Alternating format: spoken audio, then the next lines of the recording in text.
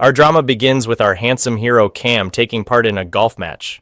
We then see him riding a horse, and of course the match ends with his victory. After that, we see Cam's mother throwing him a luxurious birthday party, the kind that melts your heart, and she's invited elite guests from high society. While his mother is seated, enjoying the festive atmosphere and looking pleased, we see our beautiful heroine, Lee, standing nearby, staring at Cam's mom. She pulls a photo from her pocket showing her own mom and dad, and she notices how much her mother looks like Cam's mom. This makes her happy, and she says to herself, "Finally, I found you, Mom, after all this suffering." She heads toward her to reveal that she's her daughter, but Cam suddenly grabs her hand and pulls her away, thinking she was sent by his enemy to take revenge on him. But Lee shocks him by revealing that she's actually his twin sister.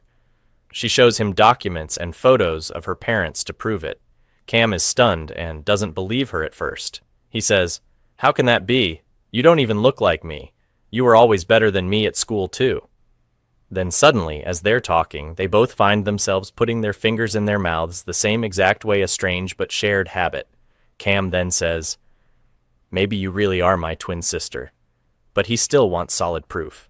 He takes her home and gives her a piece of his mother's hair and takes a sample of hers so they can run a DNA test. While there, Lee notices a gift box on the table and hands it to Cam. When he opens it and sees a watch inside, he throws it away and says he doesn't like the color.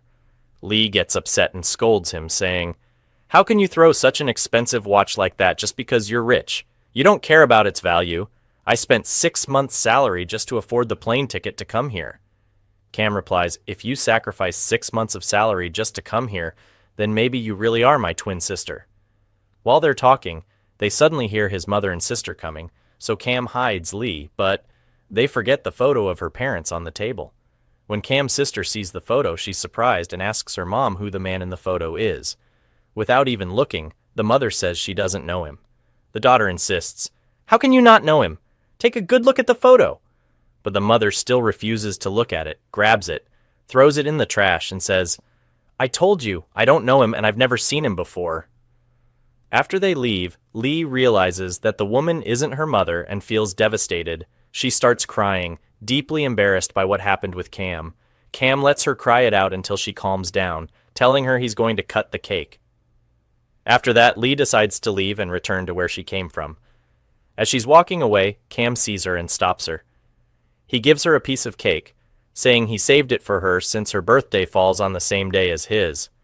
He also gives her the watch back and tells her to sell it to pay off her debts since he doesn't need it. Lee says, "Don't make me weak and accept it from you just because I like it." But he hands it to her anyway and says he wants to see her in the future, grown up and fit. Maybe then he'll think about falling in love with her. Lee replies that she'll do her best to become fit, just the way he likes, and she wants that too. She tells him she hopes to see him in the future, like a dog disliked and ignored by everyone. She also tells him to live out his wild boy dreams and do whatever he wants. He replies, "As you wish, my dear," and she leaves. 10 years pass, and we see that Cam has become a very famous chef and owns a 5-star restaurant. Meanwhile, Lee's life is a mess. She works as a sales representative at a Russian company, and she's completely unfocused at work. Her manager yells at her, so she takes a mint tablet to calm her nerves. Her colleague tells her that won't help and she needs to take a break and change her environment. Lee tells her she wants to buy a house and turn it into a restaurant in Jeju. Her friend says houses there are very expensive and she won't be able to afford one, but Lee says not to worry, she found a very cheap house and got her brother June to take time off work to go check it out and tell her what he thinks. When he arrives at the location, he finds that the house is actually an abandoned hut with no running water. But when he calls Lee, he lies and tells her the place is in super luxury condition with great water access, just like she wanted. She gets really happy and tells him to go ahead and sign the contract. A few days later, Lee talks to her aunt and says she's heading to her new home. The aunt tells her to take care of herself. We also find out Lee is engaged and her fiancé traveled to Japan to work, save up, and marry her. She prepares a gift of matching outfits for both of them and sends them to him. Meanwhile, Cam is at his restaurant in Jeju when he receives a call from a friend inviting him to a gathering at a restaurant in Seoul saying Yona will be there. Cam is thrilled and drops everything to travel there. At the restaurant, when everyone gathers and Yona arrives, they're all happy and Cam gives her extra attention. It's clear he likes her. At the same time, Lee's friend has also invited her to the same restaurant and their table ends up very close to Cam's. When Lee sees him, she tries to avoid being noticed. After they finish eating, Lee and her friend go to the cashier to pay. As Lee takes money out of her bag, it falls to the floor. At that moment, Cam and his friends are leaving. When Lee sees them approaching, she hides herself and Cam doesn't see her. After she leaves, she sees an ad showing the beauty of Jeju Island, and she starts imagining Cam. Then she gets a call saying her brother wants to sell the house in Jeju. She rushes to the airport but finds all the seats are booked. She begs the staff to find her any spot, even if she has to sit on the floor, but they say it's not allowed. They suggest she wait in the lounge in case someone cancels their ticket. At the same time, Cam is also traveling to sell his restaurant. He sees Lee standing and starts watching her. A man and his wife arrive to pick up their tickets, but they start arguing and the wife throws her ring on the floor. Lee whispers to herself, "Please let them break up so they cancel their tickets and I can travel." Cam walks over and greets her. She pretends not to recognize him, so he reminds her, saying, "Did you forget me? I never forgot you. You were always on my mind." She replies, "Sorry, time makes people forget." They take the tickets of the couple who canceled and travel together to Jeju. When they arrive, Lee doesn't know how to get to the house from the airport, so Cam offers her a ride. Halfway there, he gets an urgent call and has to return. He heads to his company to wait for the manager. When the manager arrives, Cam pulls him aside to tell him he doesn't have the money to pay off his debts. When the manager sees Lee, he asks Cam who she is. Cam suddenly gets an idea and says she's his fiancée and they're about to get married. The manager then gives Cam more time to gather the money and leaves. Lee scolds him, saying, "You're using me now and calling me your fiancée just to get an extension? Do rich people take loans like us too?" Cam says, "Of course it's not like you think." She's surprised. Then he asks if her brother can buy his restaurant to help him pay his debts. She replies, "I came here to stop him from buying a restaurant, and now you want me to convince him to buy yours?" She grabs her bag from the car and says, "Since you used me, this ride is your payment," and walks away angrily. She goes to her brother's friend's house and goes out for a walk, where she sees people selling horses at high prices. She starts calculating the amount and says this is a great project. From just one day's rent, she could buy a house with that money. She moves closer to look at the horses and sees a man on a horse who looks like her fiancé, wearing the same outfit she sent him as a gift. She tells herself it can't be him since he's in Japan. What would bring him here? Suddenly, she sees a girl riding a horse, wearing the twin outfit set, and calling his name. She says, "Glory be to God, even his name is the same as my fiancé's." She looks closely and realizes it's actually him. She yells at him, "You con artist, what are you doing here? Weren't you in Japan, and who's this girl? Oh dear, Mommy and Daddy, I'll show you now." She mounts a horse and starts chasing him to get her revenge. He tells her to leave him alone because he's already married and is on his honeymoon. She says, "You even got married? I'll make steak out of you." She finds a metal rod while chasing him and throws it at him on horseback, but it misses. Then she finds herself being awakened by the horse owner, who tells her she fainted and fell off the horse. She looks at herself and finds she's lying on a baby horse and says, "Yuck, gross." She goes over to a water stream to clean up, and while she's washing the sole of her shoe, her boss calls and tells her she's fired. She's shocked, drops the phone, and leaves the shoe in the water stream. Suddenly, Cam appears nearby, picks up the shoe from the water, and approaches her. He finds her very upset and says that today is their birthday, and since they're twins, he's inviting her to his restaurant and will cook her a delicious meal. She tells him to get out of her face before she commits a crime, and tells him to stop being nice because she's had enough. He says, "Calm down a bit. If you want to hit me and let out all your anger on me, go ahead. I just want you to be okay." But when he sees there's no use, he tells her if she doesn't come to the restaurant, he'll change his mind and won't let her taste any food. So she goes with him. There, his friend's son thinks she's Yona. She tells him she's actually his friend Lee, and they get introduced. She offers to help him with the food. At that moment, her brother and his wife arrive at the restaurant to eat, and she's shocked to find them in Jeju, enjoying her money. She calls out to her brother, and when he sees her, they're both shocked too and run away from her.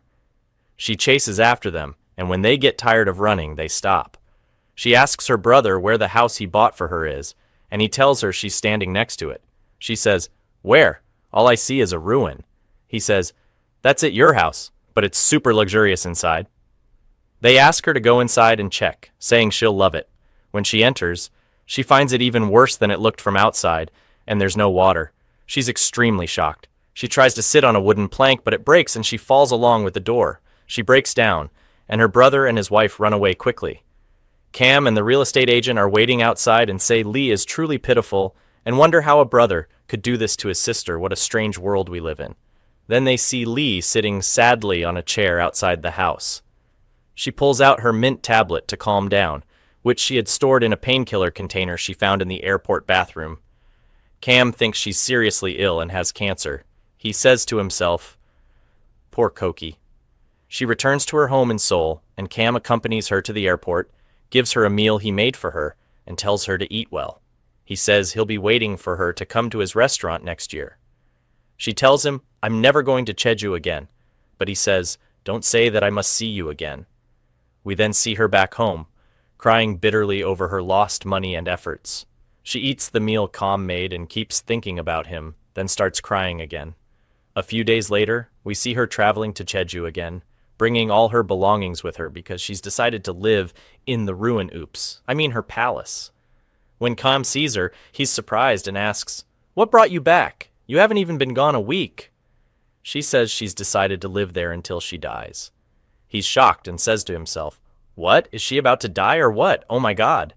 Lee goes to her palace to clean and settle in again. While trying to clean, she finds a hose and thinks it's a snake and starts screaming. Cam is outside and hears her screaming, so he rushes inside and asks what's wrong. She tells him there's a snake, so he runs away and tells her to get out of the house quickly. When he sees she hasn't come out yet, he tries to go back in, terrified, to help her get rid of the snake. In the process, he hits his head on the wall and faints. When he regains consciousness, Lee tells him, "I do appreciate that you tried to save me from the snake, but I have to shock you, it was actually just a hose, and even if there were snakes and bugs in the house, I'd try to get rid of them myself. I'm never going to leave my house and run away." He tells her snakes are poisonous and could kill her. She replies, "Well, I'm going to die anyway, I'm not afraid of anything." He's surprised and remembers the painkiller box, and he feels very sad. At that moment, Lee asks him to watch her bags and the house until she comes back from the bathroom. He tells her not to worry, there are no thieves here. He takes her and brings her to his house, and she's surprised to find out he lives next door, they're neighbors. She asks if the place is his, and he says it's rented. He brings her inside, and she finds the house very nice. He tells her since her place has no bed, no plumbing, and nothing at all, she should stay here until her house gets renovated, and of course he'll help her with that. He gives her a key to his house, and she takes it, saying it's only because he insisted. Then she asks him to leave so she can use the bathroom. So he heads to his restaurant to give her some privacy. Meanwhile, his brother calls him and says their boss found out he lied about being married to Lee and now wants his money back or else he'll go to jail. Cam asks, "How did he find out?" And his brother says, "I'll tell you when you get here." Cam asks, "Why? Where are you now?" And his brother says, "I'm standing in front of your house." Cam is shocked and runs back quickly so his brother doesn't see Lee. Meanwhile, his brother enters the house and finds Lee looking for some loose change. He says, "What brought you back to Jeju? Didn't you use my brother and run off?" She replies that she's staying here now and just came to Cam's house to use the bathroom, nothing more. At that moment, Cam arrives and is shocked that his brother saw Lee and thought she was a scammer trying to rob him. After his brother leaves the house, he confronts Cam outside and argues with him, saying Cam needs to figure things out and pay off his debts. Then he leaves. When Cam goes inside, Lee gets angry at him for using her again and making her look like a scammer and a thief. She gets very upset and walks out. When she gets home, she's shocked to find her bags and belongings missing. She calls Cam, and he tells her that no one steals in this area but promises to call the police. Lee starts searching everywhere. Then she gets a call from the city council telling her to come because they found her bag. When she arrives and sees her things, she's very happy. It turns out the village mayor had taken her bags, thinking they were garbage left in front of the abandoned house. He didn't know it was her home. Lee yells at him, but once she realizes he's the mayor, she starts speaking to him kindly and gently, hoping he'll help her with any future problems and trying to win him over. He's very surprised by her change in attitude. Later, Cam joins her, and they return to the house together. She gives him her valuable belongings to hide at his place, including a gold reward she got when she was fired. She tells him to take good care of it because she plans to sell it and use the money to fix up her mansion. As she's about to leave, he asks her to stay the night. He asks her to sleep at his house instead of staying in her ruined place that doesn't even have a proper door, but she refuses and insists on leaving. Minutes later, he worries about her and goes to her house, only to find her heading somewhere. He asks, "Where are you going now, beautiful?" She replies that she's going to sleep on the mountain because it's her life's wish to see the sunrise. He drives her there and tells her he'll stay with her and won't leave her alone because she's a delicate girl. Cam decides to sleep in the car with her. When Lee wakes up, she finds the sun has already risen and is shocked. She starts crying and says she's unlucky and will stay that way forever. When Cam hears her say that about herself, he decides to take her to a faraway mountain so she can catch the actual beginning of the sunrise. After a long and tiring journey, they finally arrive, and she manages to see the sunrise. She becomes very happy and thanks him for his effort, and Cam is happy with her happiness. The next morning, she goes to collect her ID card and then heads to Cam's restaurant but doesn't find him. She finds his friend's son instead, who tells her they have a lot of customers today, and Cam is very busy. Among the customers is a special lady named Miss Lee, who comes every day for dinner, takes photos of Cam, and writes articles about him. Lee goes to Miss Lee's house and starts looking up her articles to read what she has written about Cam. She reads one article after another until she finds one that talks about Cam's personal life, saying he met his first love on his 19th birthday. Lee believes she must be his first love, because the first time she met him was also on their 19th birthday. She becomes very happy. At that moment, Cam arrives and finds her eating food from outside. He tells her that kind of food is unhealthy and insists she should come to the restaurant for dinner, since they're going to celebrate her decision to settle permanently in Jeju. She thinks his attention is because he's in love with her. She tells him she wants to fix the house roof so rain doesn't leak inside. He says he'll fix the roof himself. Just then, her phone rings, and it's the contractor calling to ask her to come discuss the house renovation. She asks Cam for permission to leave and goes. Cam stays behind to fix the roof, but while working, he gets a call from Yona. She tells him she's coming to Jeju to see him, will arrive by dinner, and wants him to prepare a delicious meal for her. Cam becomes very happy, drops everything, and rushes to the restaurant to prepare a romantic dinner. He tells his friend to close the restaurant and cancel all reservations for the day because the first love of his life is coming. Cam wants to buy an expensive lemon juice for Miss Yona, but realizes he doesn't have any money. So he decides to take Lee's golden reward and sell it to buy the lemon juice. He goes to the airport to pick Yona up. Meanwhile, Cam's brother calls Yona, and she contacts Cam to tell him she's postponing the trip to another day because she's feeling sick. Cam becomes very upset and goes to his brother Song's hotel to pick up the lemon juice bottle. There, he's shocked to find Yona sitting with another man for the 10th time. She's cheating on him, yet he's still determined to be with her, the fool. Meanwhile, Lee goes to the restaurant and finds a sign saying it's closed for the day. She goes inside and finds a romantic dinner set on the table. She becomes very happy and thinks it's all for her. She asks Cam's friend why the restaurant is closed today when so many customers are supposed to come. He tells her that Yona, Cam's first love, is coming, and that she's the real reason Cam opened the restaurant in the first place. She's completely shocked, and her heart shatters into a million pieces. She returns home heartbroken, and is even more devastated when she finds that Cam ruined the roof instead of fixing it. Everything is thrown around in a mess. She tries to fix it, but it starts raining on her, so she goes inside the house and puts her bag under the part of the roof where there's no leak and sleeps. In the middle of the night, she gets really hungry and decides to go to the restaurant to get the fish she bought for Cam, saying he doesn't deserve it. First, she goes to his house to get her umbrella and is shocked when she sees the box of her golden reward is empty. Poor girl. Her whole day is full of shocks. It's really heartbreaking. Then she heads to Cam's restaurant and finds him asleep. She thinks he stayed up with Yona and wakes him up saying, So you had a great time with your sweetheart and sold my golden reward, huh? How shameless of you. He tells her he'll pay her back when he has the money, and that she wanted to sell it anyway. She yells at him and demands the money immediately, so he throws some small change in her face and tells her to pick it up off the floor and get out. She becomes very upset and tells him, "Right, you think I'm a beggar and poor, so you feel sorry for me," then leaves. Suddenly it starts to thunder, and the wind gets very strong. The roof of her house is about to fly off.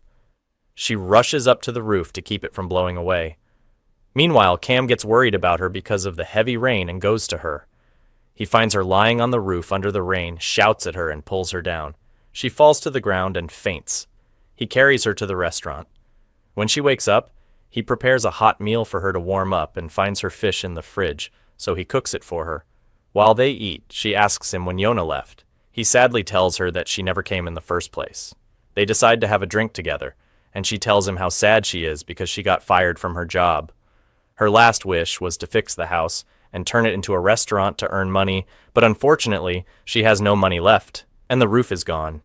He asks, "So you're sure that was your last wish in life?" She says, "Yes." He suggests she take over his restaurant and manage it until she dies, assuming she's going to die soon.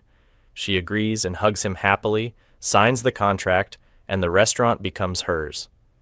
Cam travels to Seoul and asks Yona to meet him. When they meet, he tells her he saw her at his brother's hotel in Jeju, even though she said she wasn't coming. She replies, "Well, you could have come over and said hi," and surprises him by saying she was meeting his brother to get a job at his company. She also tells him she's moving to Jeju and will eat at his restaurant every day, asking him to make her delicious meals. He's shocked because he already sold the restaurant to Lee and doesn't know what to do. He decides to go back to the restaurant. Meanwhile, Lee still can't believe Cam's restaurant is now hers, and thinks she's dreaming because it all feels too unreal. She meets Sun and asks him to stay at the restaurant and help her. He agrees, and she asks him to go buy ingredients for her new menu. He heads to the market to get them. When Lee returns to the restaurant, she finds food cooking on the stove, and suddenly sees Cam, who tells her he's the one cooking. She's shocked and asks him, "Why did you come back again? Didn't you leave yesterday and give me the restaurant?" He tells her the restaurant is in bad shape, so he returned to help for a few days before leaving again.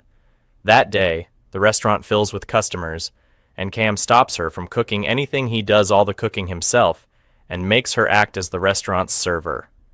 At the end of the day, he wants to sleep in the room above the restaurant, which is supposed to be her room, but she kicks him out and makes him sleep downstairs in the restaurant. She's confused about why he came back and is still staying.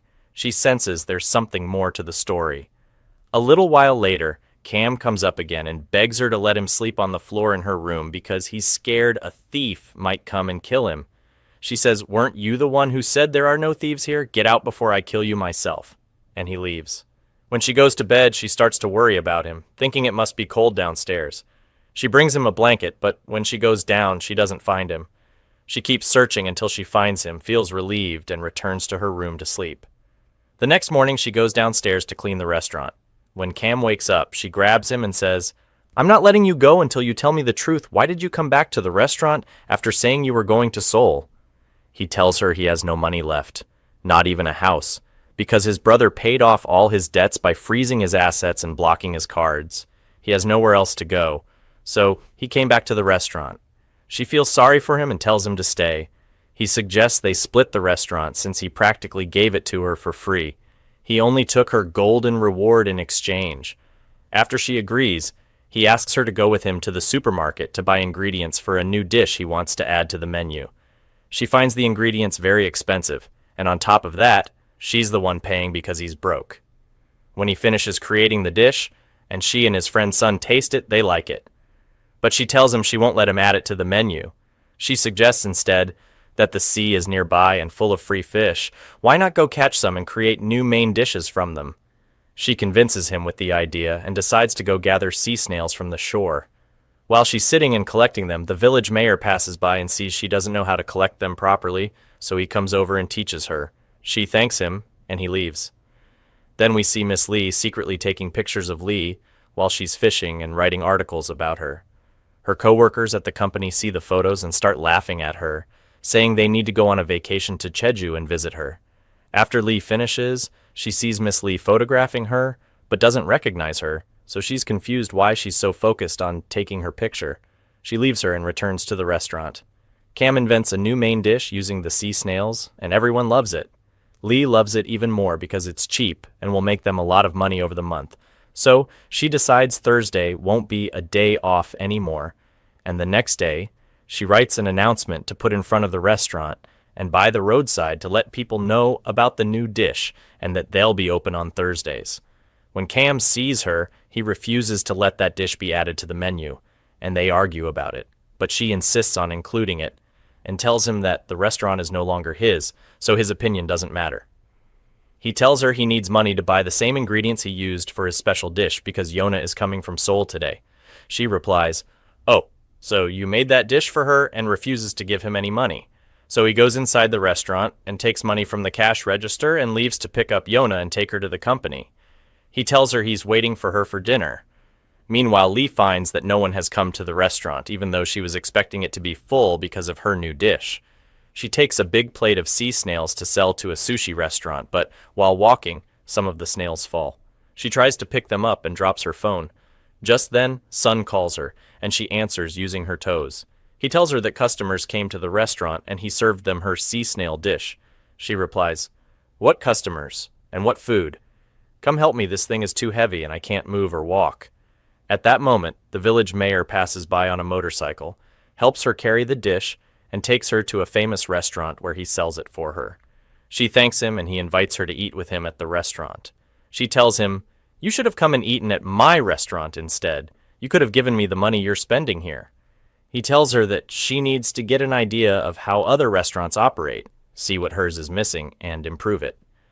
Then he confesses his feelings for her, but she turns him down, saying she doesn't want to get into a relationship with him. After they finish eating and go outside, he talks to her about the successful restaurants nearby so she can learn from them.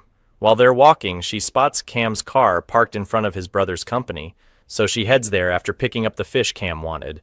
She looks around for him to return with him in the car, but doesn't find him. She goes to take the elevator and finds Yona waiting. Lee doesn't know that Yona is Cam's first love and accidentally bumps into her, causing Yona to drop her coffee. Yona leaves the spill and gets into the elevator, but Lee stops her and tells her to clean it up first. Yona says the janitor will clean it, but Lee replies that the janitor is probably exhausted and she should be considerate enough to wipe it herself. It'll only take a minute. Yona says, "Fine," and quickly gets into the elevator. Lee ends up cleaning the mess herself. At that moment, her former boss and colleagues pass by and see her cleaning. They ask, "What, are you working as a cleaner here now?" She replies, "No," but one of them says, "Yes, we saw you collecting sea snails too. We read about it in the newspaper." They tell her they're in Jeju for a workshop and want to go take pictures with her by the sea. Cam is standing at a distance, listening to them mocking her job. As they get ready to leave, they ask Lee to join them on the bus, but she refuses. At that moment, Cam pulls up in his car and tells her, "Get in, my queen." He gets out and introduces himself. They're shocked to learn he's the famous chef Cam. He tells them he works for Lee at her restaurant. They're stunned and say, "No way, Lee owns a restaurant?" And they say, "And you work there too? Then we definitely have to come dine at your place." He replies, "Of course, you're always welcome." After that, Lee goes to the market to buy ingredients, and Cam starts preparing them a fancy dinner, top-notch.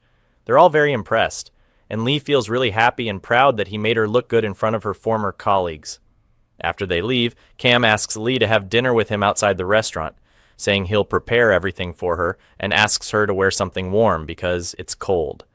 While he's preparing the romantic dinner, Yona suddenly arrives and he's shocked.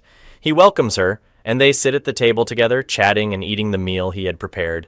When Lee arrives, she's shocked to find him sitting with another girl. She sits down with them, and Cam introduces them to each other, but Lee says they already know each other from the company when the coffee spilled on the floor.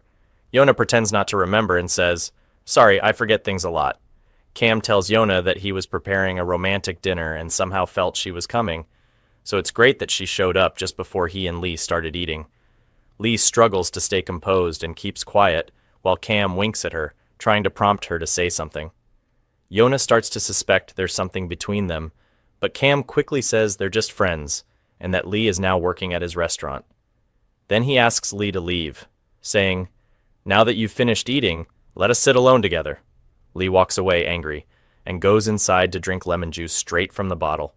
A few minutes later, Cam realizes the weather has turned cold, so he tells Yona he's going inside to get her his shawl. He finds Lee inside and tells her to help him, just like he helped her and made her look good in front of her boss and coworkers. She gets mad and says she's going to sleep. He replies, "Sleep? With Yona here? What will she think if she finds out you sleep here and that the restaurant isn't even mine anymore?" He asks her to go for a walk outside until Yona leaves, then she can come back. She agrees and walks outside in the freezing cold without proper clothes, eventually sitting on the waterfront drinking lemon juice. At that time, the mayor is sitting at Aunt Sally's restaurant with his friends eating, and they spot her from a distance. They think the mayor is dating her, but he tells them they're not together. There was just some work between them. Then he walks over to her and asks if he can sit and drink with her. She asks him, "If we sit and drink together now, does that mean we'll get married?" He says yes. She then goes with him to Aunt Sally's restaurant, where they sit and eat with the village residents. Shortly after, the contractor calls. It's Cam, asking for a driver for Yona. The contractor arranges a driver, and Yona finally leaves. Cam then starts looking for Lee to bring her back to the restaurant, worried about her. He's shocked when he sees her sitting with the mayor, drinking at the restaurant by the canal. At that moment, Cam gets very jealous and calls her, asking where she is. She tells him she's sitting with her friends and that he shouldn't worry about her. He gets angry, hangs up, and walks off. Lee wants to leave, but the mayor tells her, "Didn't Cam stay up all night with his sweetheart? Now you can stay out as long as you like, punish him a little." She replies, "You know what, that's not a bad idea," and continues enjoying her evening with them. She returns home late at night, and Cam has been anxiously waiting for her return. When he sees her approaching from afar, he pretends not to care. He tells her she shouldn't meet with the mayor again, so that people don't start thinking there's something between them. She responds, "And what's wrong with that? I'd be lucky if he were my fate. He's the village mayor, he has power, and everyone in town loves him, unlike you." Cam gets angry, walks away, and goes to sleep. One day, Cam's brother holds a meeting at his company in Jeju and tells the employees they must stop smoking, himself included. He tells them that the most important thing is determination and willpower. After work, he heads home with his driver. The driver tells him how impressed he is with his determination to quit smoking. Halfway home, Cam's brother feels like having a cigarette, so he tells the driver to go ahead and wait for him, saying he wants to get some fresh air by the sea. After the driver walks off, he takes out a cigarette and says, "I swear to you, Seal, this is the last one, and I'll never smoke again." He tries to light it, but the wind is too strong, and the lighter keeps going out. He sees a stairway that leads straight down to the sea and goes halfway down to hide from the wind and light his cigarette. Suddenly, he slips and falls into the sea and starts drowning because he doesn't know how to swim. Just then, he sees a mermaid coming to save him, and then he loses consciousness. When he wakes up, he realizes it was a female diver who rescued him. Suddenly, she slaps him and tells him never to try something like that again, saying his life is important. He's shocked and asks why she hit him. She tells him, "If you felt the pain, that means you're alive." Then she prepares food for him and warms him up, and he starts liking her. After he finishes eating, she walks him halfway back and gives him money to get home, thinking he's poor. Day after day, he keeps thinking about her and imagining her everywhere. Eventually, his company decides to celebrate Yona joining the team, and someone suggests holding the event at Cam's brother's restaurant. When he hears that, he says he'll join them, of course, because Cam's restaurant is close to the diver Sully. Meanwhile, Cam needs money to pay off his debts and get gas for his car, so he sends his brother a message through his manager. A sports car that runs without gas. Cam doesn't want to accept it, but Lee convinces him to take it because it'll be very useful for them. So he takes it. The next morning, Cam is preparing food in the restaurant with Lee's help. At that moment, Yona calls him and tells him her brother is going to host a party at Cam's restaurant. Cam is very happy and informs Lee so they can get ready for the event. She tells him, "Just because you know them doesn't mean the food should be free. They'll pay like everyone else." He replies, "Don't worry, if my brother is coming, he'll cover all the expenses." A few days later, they're preparing the ingredients for the party. Cam is very protective of Lee and doesn't let her do any hard work. She loses something, so she empties her whole bag. Sun sees the cancer painkiller box and asks her about it. She tells him she found it in the airport bathroom and uses it to store her mints.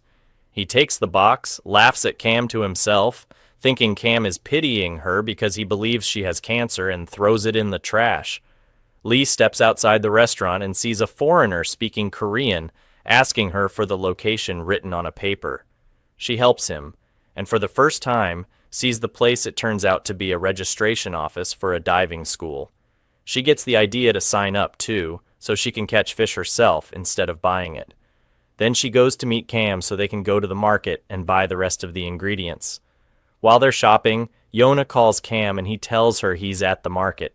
When she hears Lee's voice beside him, she says the market is nearby and she wants to come join him to walk around with him. Cam is very happy.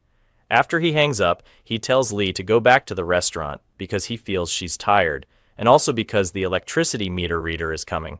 She agrees and gives him her credit card, then walks away. She waits for a ride but finds no transportation and ends up coming back only to see him with Yona, feeding her at his expense and laughing together. She's completely shocked and realizes why he had sent her away. She returns to the restaurant heartbroken. When Cam gets back, she takes her card from him and speaks to him harshly. He's confused by her tone. Later at dinner time, Yona arrives with her friends, but her brother doesn't come because he went to Aunt Sally's office to enroll in diving school with her. Yona is upset that her brother didn't show up.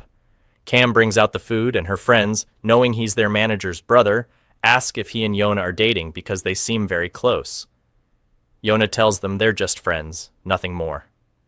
Cam is shocked by her response, and Lee, standing with Sun nearby, hears it and sees the expression on Cam's face. She feels really upset. When Lee finds out that Yona and her friends are leaving, she follows them. Yona gets out of the car, and Lee tells her she should fix what she broke before leaving and not leave Cam in that state. But Yona refuses, saying she just wants to go. Lee doesn't let it slide and says, "If you don't love him, then at least pay for the food you ate and all the expenses Cam spent on you. Or do you plan to leave without paying?"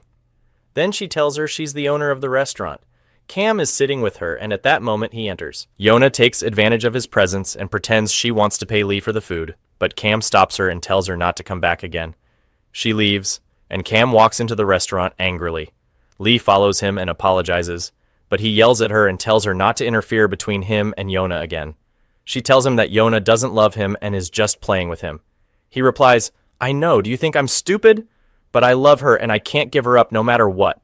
I know when I yelled at her and told her to leave, she'll come back." He's standing close to Lee, and at that moment Yona comes back and sees them standing very close, gets shocked, and leaves. We find out that Cam did that on purpose because he heard her coming and wanted her to get jealous and not walk away from him. Afterward, Lee yells at him and tells him if he keeps using her to get closer to Yona, she'll end up loving him. He asks, "Are you jealous of her? Do you love me or what?" She looks at him, stays silent, and leaves very upset. Cam is left confused. In the middle of the night, he goes to her room and asks her to come have dinner with him. He says he'll make her favorite food. She tells him to stay away from her and stop tempting her, then yells and kicks him out. He says to himself, "What did I do to deserve this? All I said was come eat something I made for you." The next morning, there's a village street cleaning campaign. Lee joins and forces Cam to participate too, so the villagers will start to like him.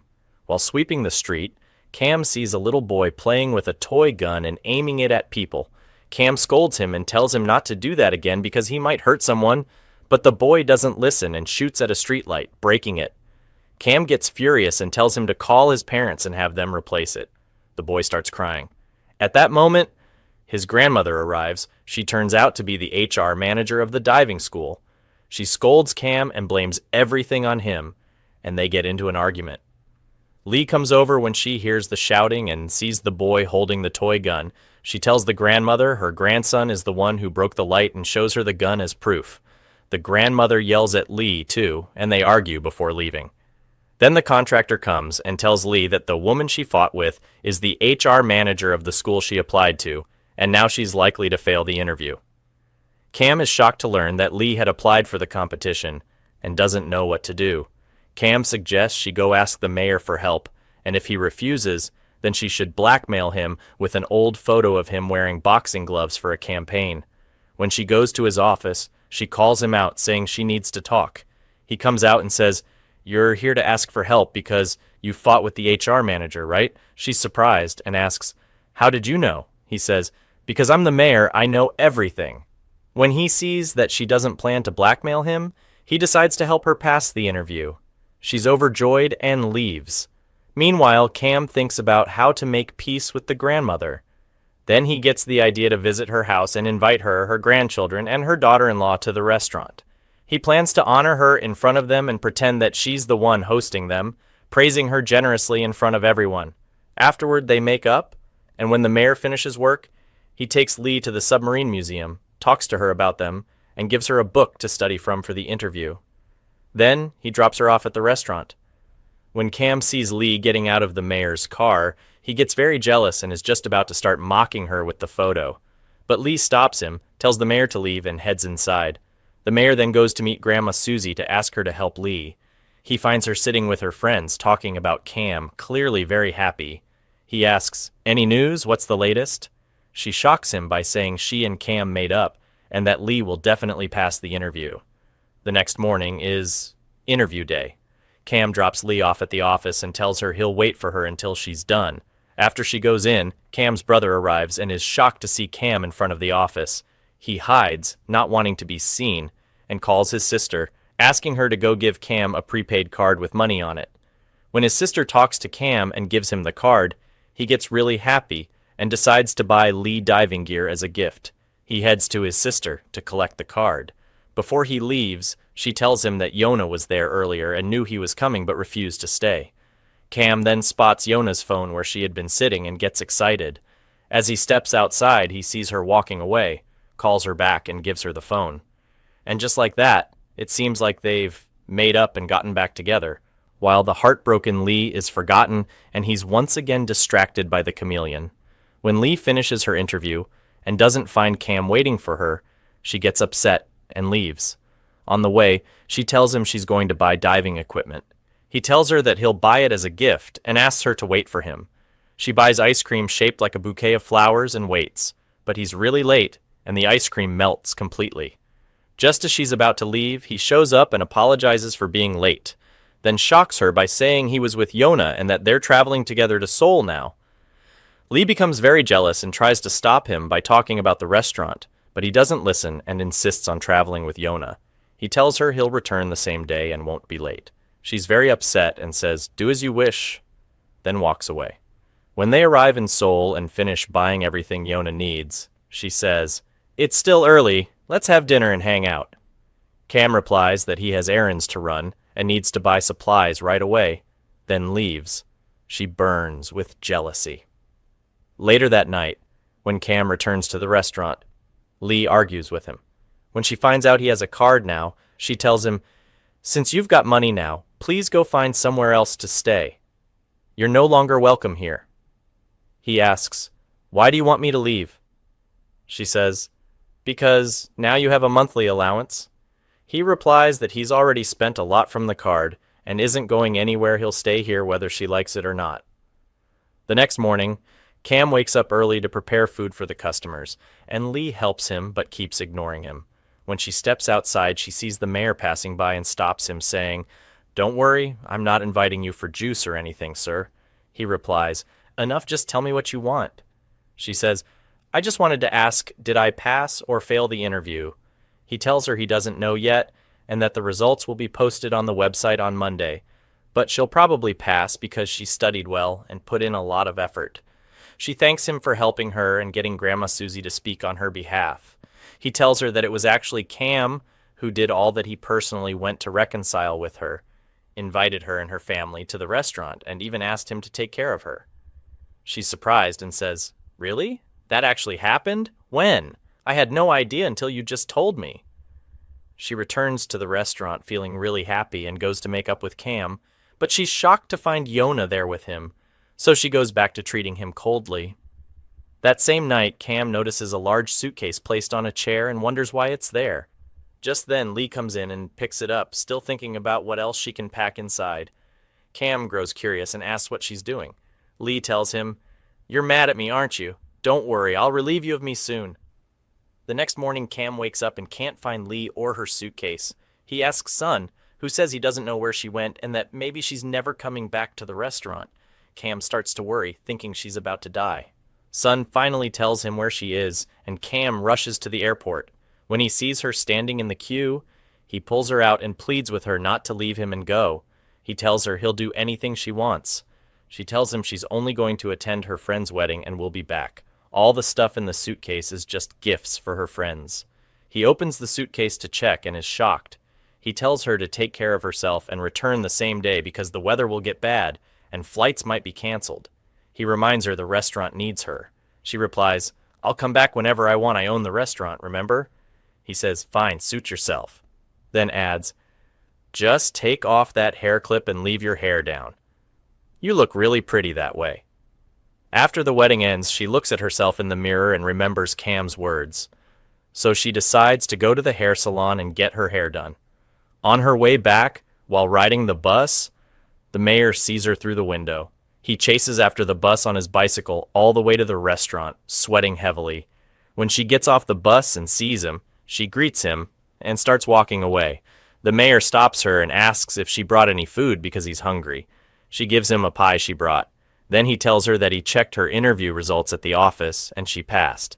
She gets hysterically happy, and he's surprised by her excitement. At that moment, Cam arrives and sees her standing with the mayor, looking extremely happy.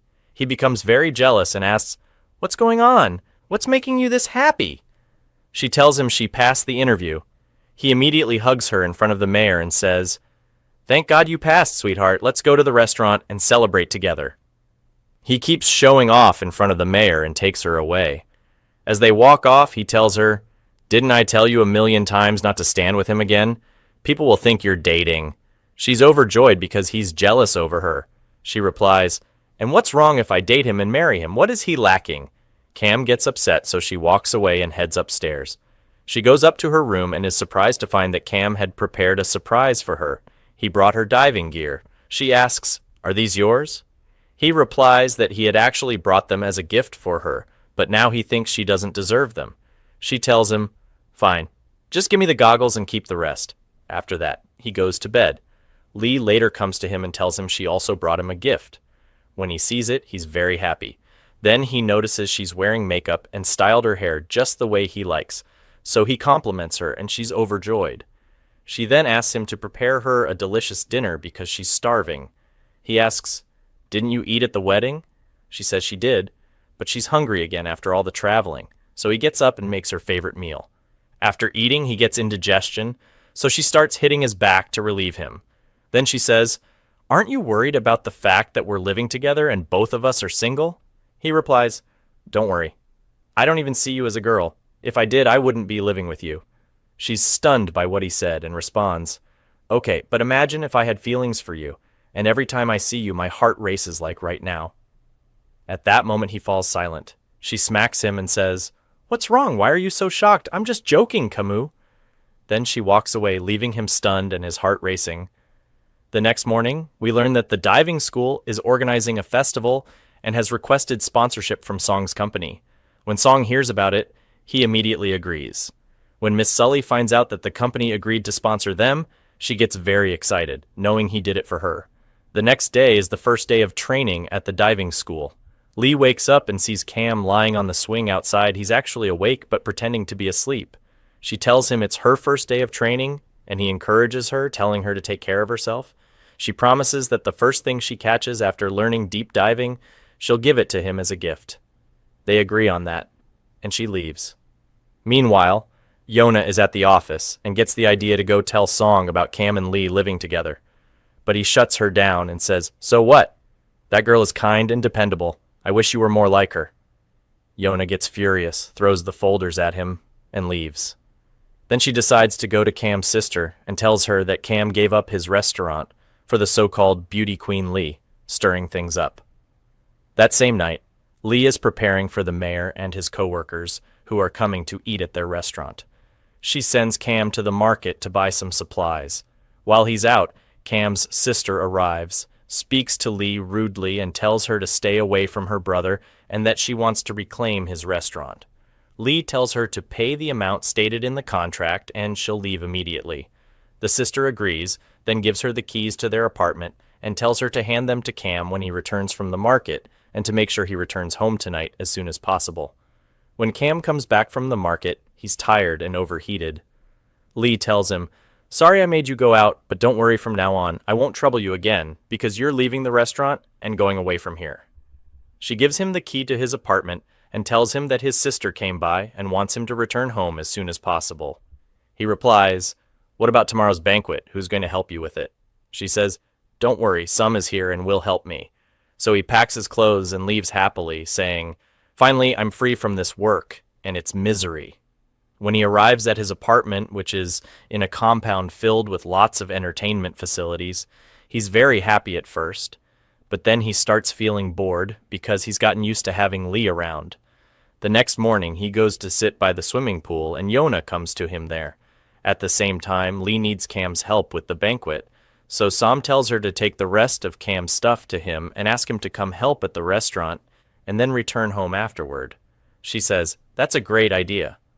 She takes his belongings, but when she enters the compound, she's shocked to see him sitting with Yona and joking with her. She calls him and says she brought the rest of his stuff and will leave it with the secretary. He can collect it from her. Cam says, "Wait, let me see you," but she refuses and walks off. Cam spends the whole day thinking about her and looking for an excuse to go back to the restaurant. While he's sitting in his room, his brother shows up, and Cam steps out to meet him in the reception. His brother says, "What are you doing here?" Cam seizes the opportunity and says, "I know you didn't want me here from the beginning," and starts packing his clothes, returning to the restaurant. He arrives and starts calling for Lee, but finds out she had grilled fish and ate it herself instead of giving it to him as she had promised. He says, "What kind of betrayal is this? You were supposed to give them to me." He keeps looking for her and finds her lying on the restaurant couch, holding an empty lemon juice bottle and unaware of her surroundings. She opens her eyes, clearly exhausted, and he tells her he'll get her some water. She grabs his hand and says, "Don't leave me." So he stays with her. The next morning, Lee is confused about why Cam is there and asks Sum if he called him to help with the banquet. Sum tells her Cam came back because of her. She's overjoyed, and they start preparing for the banquet. Meanwhile, the mayor's co-workers know that the mayor has feelings for Lee, so they come up with a plan to bring them closer. Mr. Kong goes to Cam to ask him to join their plan since he's close to Lee. He tells Cam the whole idea. They'll play a game, and the winner will get a silver necklace. They'll all intentionally lose, so the mayor wins and gives the necklace to Lee and puts it around her neck, thus bringing them closer. Cam says, "Oh, I see." Then the banquet begins, and the mayor and his co-workers arrive. They make Lee sit next to the mayor and ask him to pour her some juice.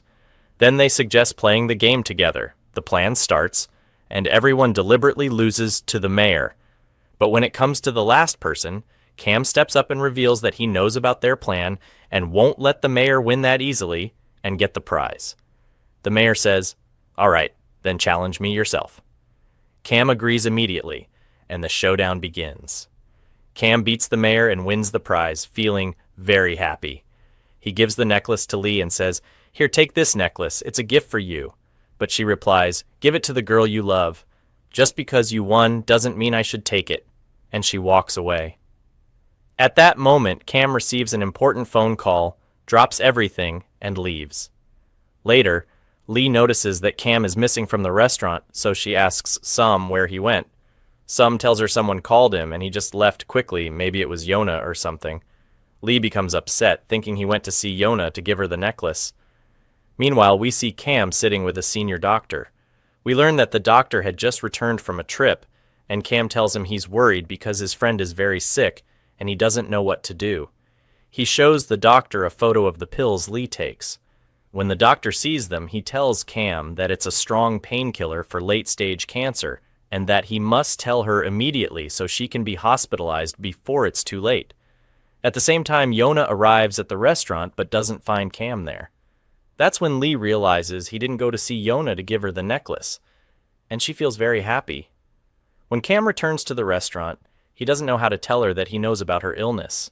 Instead, he gives her the necklace and tells her he entered the competition for her, and the necklace belongs to her, not anyone else. She accepts it and feels very happy. Later, Cam's brother is hosting a big party at the villa and invites Lee to come with him. She's thrilled and says, "As long as everything's free there, of course I'll go with you." Cam then asks if there's any place she's always wanted to visit, because he wants to tell her something. Lee is very excited, thinking he's going to confess his love. When she steps out of the restaurant, she sees the mayor riding by on his bicycle, so she stops him and asks, "What's the best place in Jeju City? I want to visit it." He tells her there are many beautiful places that only he knows about, but he won't tell her unless she agrees to marry him. She replies, "No thanks, I don't want to know anything from you," and walks away. He leaves, then returns, and tells her about a beautiful place anyway. She thanks him, and he goes. Afterward, she goes to Cam and asks him to take her to that place after the party. The next morning, Yona arrives at the party and is surprised to see the doctor there. She greets him and asks, "Why did you suddenly come?" He replies that he came because Cam wanted to consult him about his sick friend and was very worried about her. Yona asks, "Who's the friend that's sick?" Then she suddenly thinks of Lee. As she's walking, she sees Cam arriving at the party with Lee and angrily says, "What is she doing here?" She runs into Sam, stops him, and asks, "Is Lee really a cancer patient?" He says, "What? How did you know?" She replies, "Cam told you?" He says no, but she found out from the doctor. Sam then explains it was all a misunderstanding. Lee isn't sick. Yona is relieved and immediately gets an idea to stir up trouble between them. She approaches Lee and says, "So you're here with us too?" Lee replies smugly, "Cam invited me personally, so I came." Yona then tells her, "Listen, sweetheart, Cam loves you, but he's only being nice to you out of pity. He thinks you're a cancer patient, and that's why he gave you his restaurant. He thought you were going to die." Lee is shocked by Yona's words and leaves the party. Later, Yona meets with Cam and asks him, "Are you looking for Lee?" He tells her that he brought Lee with him to the party, but now he can't find her anywhere, and she's not answering his calls. Yona replies, "Don't bother, sweetheart. She won't answer you.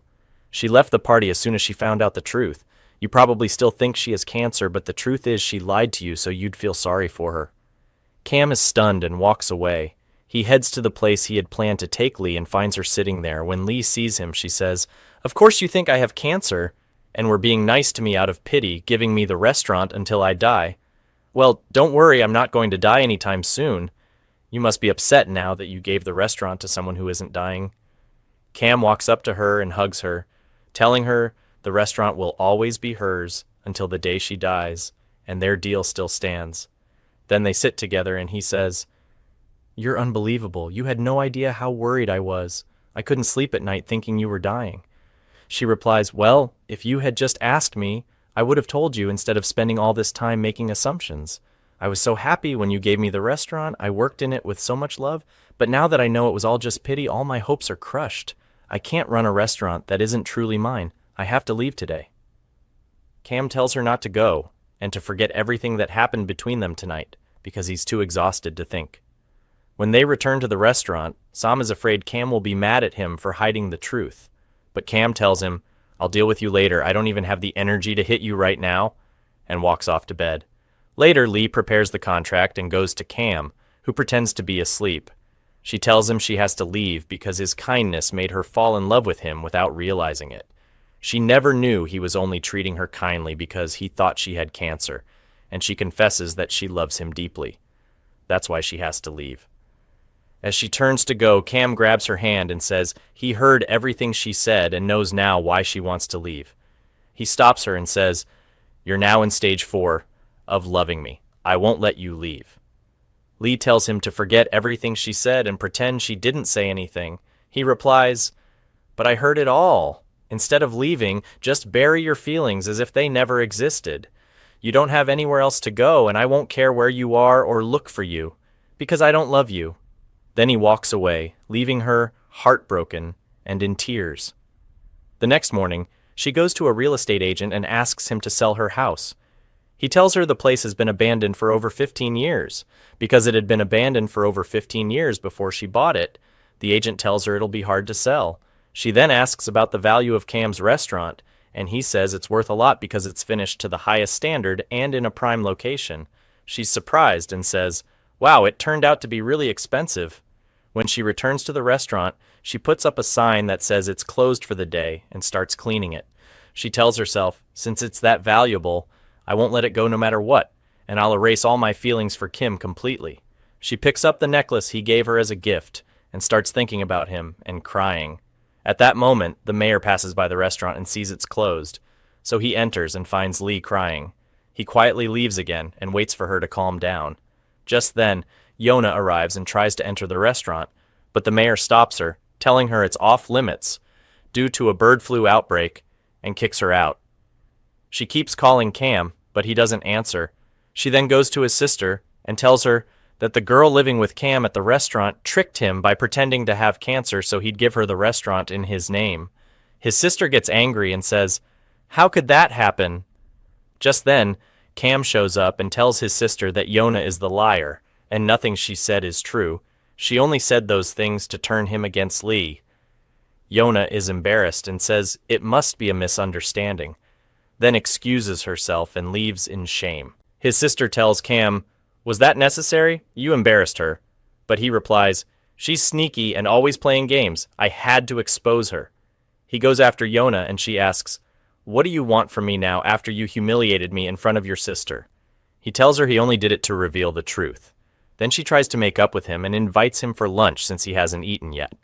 He declines and says he's going to the restaurant. She says, "I was just there an hour ago. It was completely empty and closed." He replies, "Really? Then where did Lee go?" Worried, he hurries to the restaurant and finds her cleaning. He says, "I thought you had left." She tells him, "No, I'm not leaving anymore. I'll stay. I've erased you from my heart 90% and the rest depends on you. I want you to treat me badly so I can hate you 100%. Cam says, "Deal." At bedtime, she tells him to sleep on the bed while she sleeps somewhere else. But he refuses and says they'll both sleep in their usual spots because that's where they are comfortable. Meanwhile, Mr. Kong is with reporter Lee, and she asks him to tell her about Madame Sully's love story before her husband passed away 30 years ago, so she can turn it into a novel and publish it worldwide. He refuses, saying, "You brought me here to talk about my neighbor's love story and publish it? Find someone else to write about." Then he leaves. The next morning, Sam meets Cam and asks him, "Don't you have any feelings for Lee? Ever since you found out she's not sick, you've left her alone in the restaurant." Cam replies, "I left her there because she has nowhere else to go. I have no feelings for her. She'll always just be a friend." Later, we see his brother, Song, attending diving school where he runs into Lee. She says, "Hey, aren't you Cam's brother? What are you doing here?" He tells her he enrolled in diving school because of the diver Sully. He loves her and wants to win her heart. Lee replies, "Then I'll help you win her over," until she ends up falling for me instead. The training session begins, and at that time, a television broadcasting crew arrives to film them. When Kim sees the reporter, he remembers her from when she came to film a program at his company. He quickly puts on his diving mask so she won't recognize that he's also training in diving, and then dives into the sea. The reporter asks Miss Sully if that young man is shy in front of the camera or something, and she tells them to forget about him and go do interviews with the rest of his friends instead. The cameraman films each group separately, and the mayor joins Lee in her interview. She's extremely happy because she's going to appear on TV. When she returns to the restaurant, the mayor, the reporter, and the cameraman come with her. Lee is over the moon and prepares food for them, along with Kim and Soon. She tells Kim that she did an interview with the mayor and that they're going to be on television soon and that he must watch the episode. Kim gets really upset. When Lee joins them at the table, she sits next to the mayor, and Soon tries to provoke Kim by saying that Lee and the mayor make a perfect match. Kim becomes really jealous and says that's just what we needed Key in becoming the mayor's wife. He gives Soon a plate of salad and says sarcastically, "If you're so jealous, go serve this to the mayor's wife where Yasser left off." At that moment, someone from the TV crew is in the restaurant and mistakenly assumes that Lee really is the mayor's wife. When the program airs and they show Lee and the mayor's interview segment, the title on screen says, "The Mayor and His Wife." When Lee sees the episode along with the mayor and all their friends, they're all shocked by what's written on the screen. They call the TV station to correct the mistake. On the other side, Kim is deeply upset by what happened and calls the TV station to file a complaint. He yells at them, asking how they could call an unmarried woman someone's wife, especially to the mayor of all people. They apologize and explain that one of their crew overheard someone in the restaurant saying she was the mayor's wife. Kim then suddenly remembers that *he* was the one who had sarcastically told Soon that. He's stunned and quickly hangs up the call. Meanwhile, Lee is standing with the mayor trying to figure out what to do now that the rumor has spread, and the mayor's family thinks they're actually married and had celebrated for nothing. The mayor tells her, "What do you think? Should we just actually get married and confirm the rumor? There's no other solution." But she tells him that she loves someone else and can't do it, and decides she'd rather leave the village and return to Seoul. The mayor is disappointed and tells her to forget that idea and stay in the village for the rest of her life, because there are so many beautiful places she hasn't even seen yet, and if she stays, he'll take her there. She agrees. When she returns to the restaurant, she sits and talks with Soon and Kim, but she gets annoyed and says, "I'm dying to know where they even got the idea that I'm married to the mayor." Kim tries to hide himself, but then she tells them she actually envies the mayor because he has a big family that loves him. She says she wishes she really were his wife, so that his family would love her too. Kim gets mad and says, "Well, we're all here now. Go marry him already. What are you waiting for, madam?" And he throws the papers he was holding in her face and storms off. Afterward, he calls his friend Choi, who is a cooking show producer, and tells him he wants to meet because he's got a job for him. The next morning, he takes Lee and goes to meet Choi, telling him that he wants to produce a cooking show for Lee on television. Lee is thrilled and thanks him for the sacrifice because Kim doesn't like appearing on cooking shows, but he gave that up for her. After the interview, Lee goes to the bathroom, and during that time, Kim sees Yoona sitting with a man. He realizes that this man is someone who wants revenge on her because she rejected him in the past. Kim rushes to them and tries to stop her from going with the man, but she refuses to listen and gets in the car with him. As she's about to close the door, Kim stops her from doing it. He pulls her out of the car and yells at her, forcing the man to leave. Yoona gets angry at Kim and tells him to leave her alone because they're just friends, nothing more. She then walks away. At that moment, Lee comes out of the bathroom and sees them, which makes her feel very upset. After that, she goes to see Kim and finds that his hand is injured. She tells him to stay away from her instead of always humiliating himself like this. Kim tells her that he loves her and will continue to love her no matter what she does to him. Lee gets angry and tells him, "Fine then, treat your wounds by yourself and don't ask anyone for help if you're so determined to stay with her." And she walks away.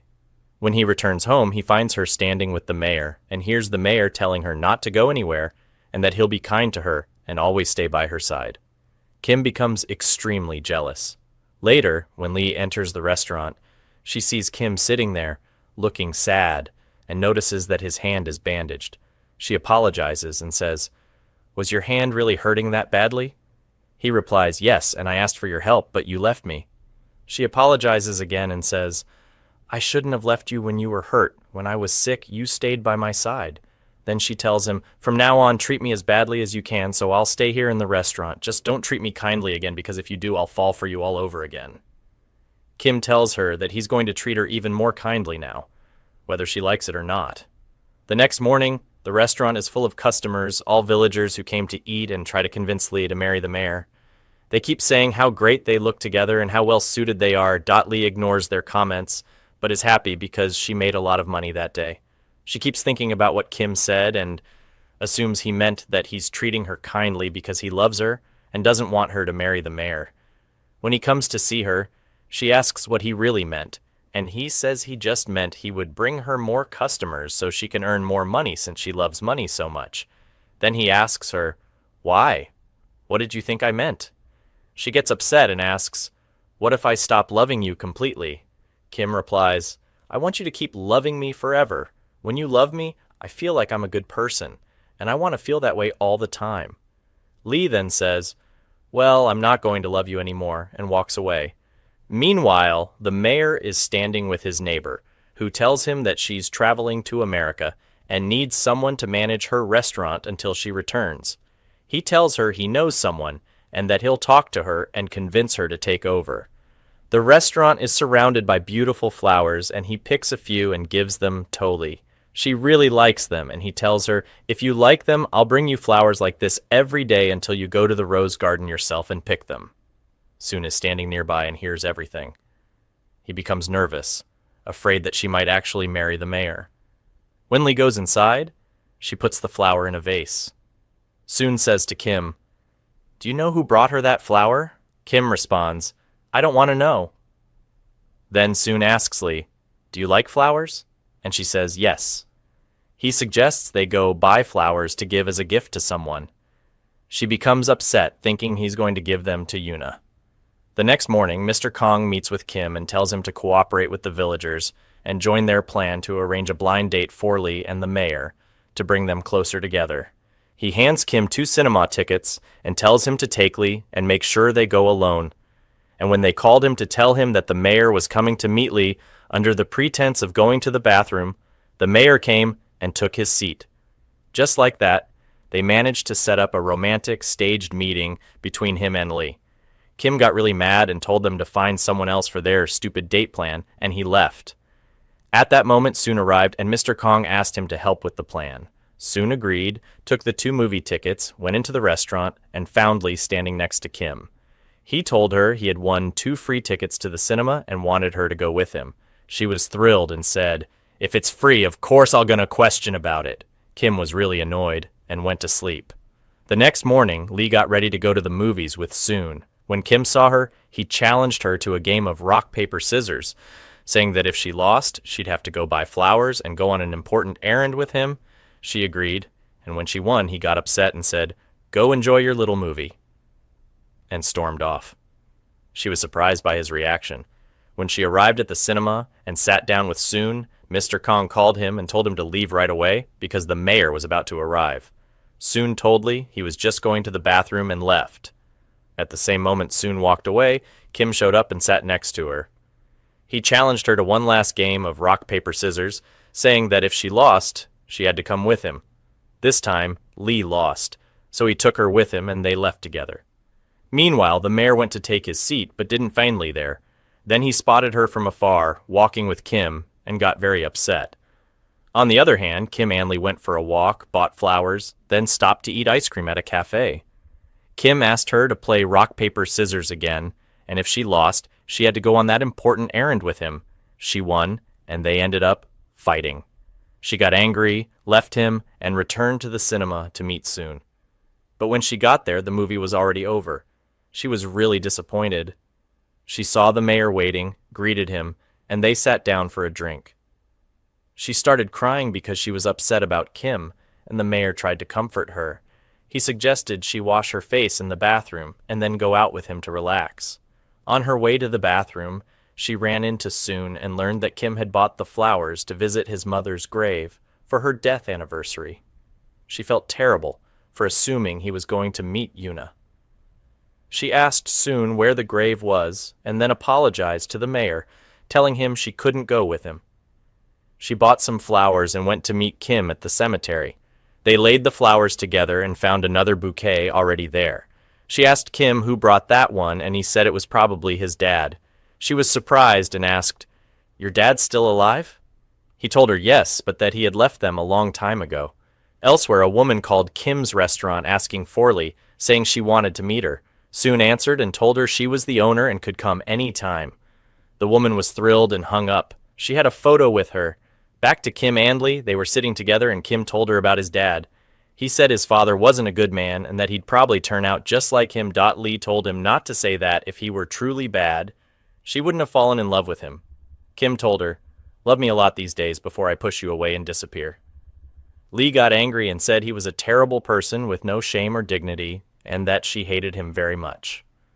She leaves and returns to the restaurant. Meanwhile, Yuna finds out from Kim's sister that tomorrow is the anniversary of their mother's death and that their uncle is coming back to name Kim the sole heir. So Yuna goes to the restaurant and asks Lee to talk. When they sit down, Yuna tells her that she's going to get back together with Kim, and she'll pay Lee for the restaurant and have her give it up since Kim had originally prepared it to welcome Yuna. She adds that from now on, she doesn't want to see Lee's face again because she has decided to marry Kim, and of course, Kim must want that too. Lee simply replies, "Fine. Either way, Kim doesn't mean anything to me anymore." Yuna walks away. After that, the mayor comes in and finds Lee crying. He realizes she had a fight with Yuna and suggests they go have lunch at a famous restaurant and pick flowers afterward to cheer her up. She agrees. On the other side, Kim is with his sister, who gives him money to hand over to Lee so she'll leave the restaurant. She promises to give him even more once Lee is gone for good. He takes the money with a fake smile, then throws it back in her face and says he doesn't want anything from her and walks out. As he's leaving, he sees a bunch of flowers and takes one for Lee. He heads to the restaurant, where he sees Lee dressed up and leaving with the mayor. He blocks her way and tells her not to go, but she tells him to stay out of her life and walks off. He waits for her until she comes back, and when he sees her holding flowers, he gets very upset. She goes to put the flowers in a vase and finds the flower Kim brought for her. She asks, "What is this flower doing here?" He tells her he had brought it for her but didn't get the chance to give it to her earlier. She pulls it out of the vase, throws it in the trash, and says, "That's where it belongs, not here." Kim is shocked by her reaction and asks her why she did that. It was an expensive flower. She replies, "That flower means nothing to me, and neither do you. I hate you now. I'll never give my heart another chance to love you again, and I'll never be weak in front of you again." He pulls her into a hug, and she lets him, and he says, "See? I made you weak again in a second," and he leaves to go to bed. Kian gets very upset with herself and says, "He thinks I'm so easy? Fine. He'll see my other side now." She goes to the kitchen, grabs a knife, and starts sharpening it aggressively. Kim comes down to check on the noise and sees her sharpening the knife. He gets scared, thinking she might actually kill him, and tries to sneak out, but bumps into the stairs. She sees him, calls out to him, and he approaches her nervously. She says, "Of course you think I'm easy, but from tomorrow I'll show you my other side. For now, though, I'll love you so much." He says, "Come on, just go to bed," and she does. While lying in bed, she remembers Yuna's words and decides she must finish the whole restaurant matter so Kim can leave with Yuna peacefully and with a clear heart. Meanwhile, Kim is walking down the street and runs into Yuna. They go sit in a cafe, and he's surprised when she says she wants them to get married officially, since they love each other and move to Seoul to settle down. He notices how invested she seems and asks why the rush. She replies that she has made up her mind and that Lee knows she's back with him, but apparently hasn't told him anything. Kim is shocked and goes to his sister asking her, "What did Lee say to Yuna that made her change her attitude like this after she used to hate me and only see me as a friend?" She tells him that she told Yuna he's the only heir who will inherit his billionaire uncle's fortune, so she would fall in love with him. He replies, "Exactly. You should have just said that from the beginning." The next morning, the mayor meets Lee at the restaurant and tells her that his friend is willing to let her manage her restaurant for free and is waiting for her reply. Lee says she'll go work there once everything related to Kim is settled. The mayor tells her he'll wait and leaves. When Sung finds out that Lee plans to leave the restaurant, he's shocked. Meanwhile, Kim is dressed up in a suit along with his brothers to welcome guests for their mother's second death anniversary. On the other hand, Sung and Lee are preparing food at the restaurant when suddenly a woman walks in. Lee mistakes her for a monk, but the woman tells her that she's her mother and shows her a family photo. She starts crying. Then we see Kim arriving in his car. Sung tells him, "You're late, Kian was here a while ago crying. Turns out she's really rich. She just came back from abroad and is staying at your brother's luxurious hotel not just anyone can afford." Kim is stunned. He enters the restaurant and asks Lee if the woman was really her mother. Lee says, "She told me she's my mother, and maybe she really is." Kim says, "Wow, lucky you, your mom's rich. She'll make you rich too." Lee responds, "But not richer than your late mom." Later, she meets her mother in a cafe. Her mother tells her she wants to make up for all the lost time and asks if the restaurant she's staying in is hers. Lee explains that the restaurant originally belonged to Kim, but because he owes her money, he gave her the restaurant until he pays her back, at which point the contract will be void.